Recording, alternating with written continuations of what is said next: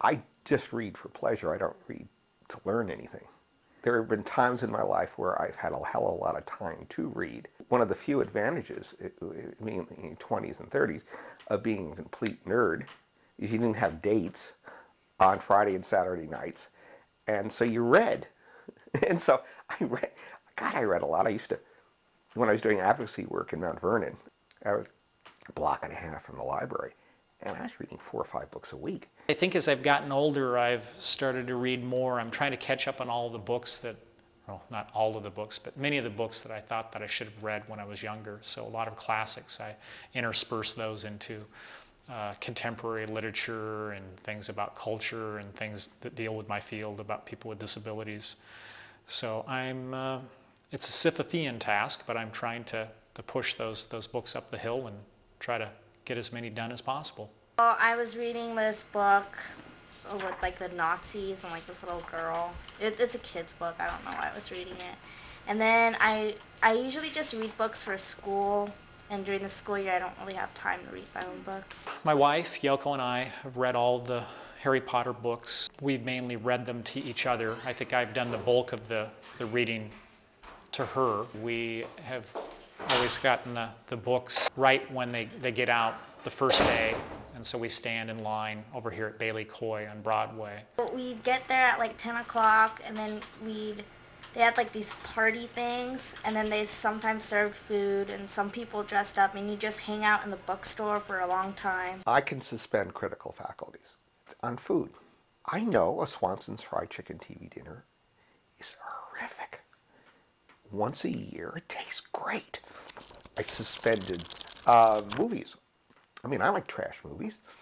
I can go with it, as long as they pull it off well. Some people, their filters are just, they can't turn it off. Harry Potter, I thought she pulled it off brilliantly. And there were a lot of little kids who were just like sleeping because it got really late for them, so there are all these sleeping kids everywhere. And then when the book was coming out, then they'd make everybody get in line, and they had this whole system where you had this little ticket with a number, and then like you go wait in line and you go get your book.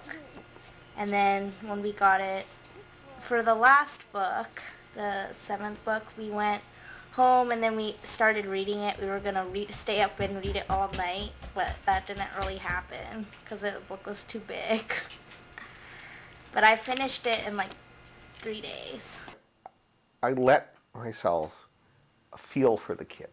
I let myself emotionally respond to his travails. I wondered at Rollins. I mean, he has this scene in a candy shop, and she's named all these candies and stuff. I thought that was just the coolest thing. Now, other writers have done that, and the other writers have been more inventive. Their intelligence is on display in a fashion that requires of the reader to, apply themselves differently. They're not as easy to read.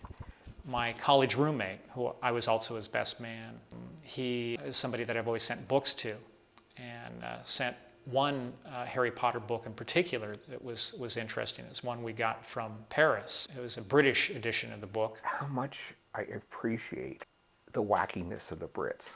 I love, not fiction, but I love reading about the Bloomsbury Group, the Mitfords. I just think they're the funniest people on earth. And sent it to him, and he told me, or he got back to me in writing, that the book made its round all around Terminal Island Prison, which is a maximum security federal prison. A lot of inmates ended up reading that book. I only read one. My mom read it to me. What Harry Potter book did you read? The first one. What do you think of that first Harry Potter book? It was so weird. I've been walking and reading for quite a while. Oddly enough, I seem to read better when I walk and walk better when I read. I enjoy long walks while I've got something that's occupying my head like a book. Probably up where around 5 to 7 miles. I've taken walks and read while doing so. Don Quixote was one that really stands out in my mind as a book that I was reading while I was walking. I did read some of War and Peace while I was on foot as well.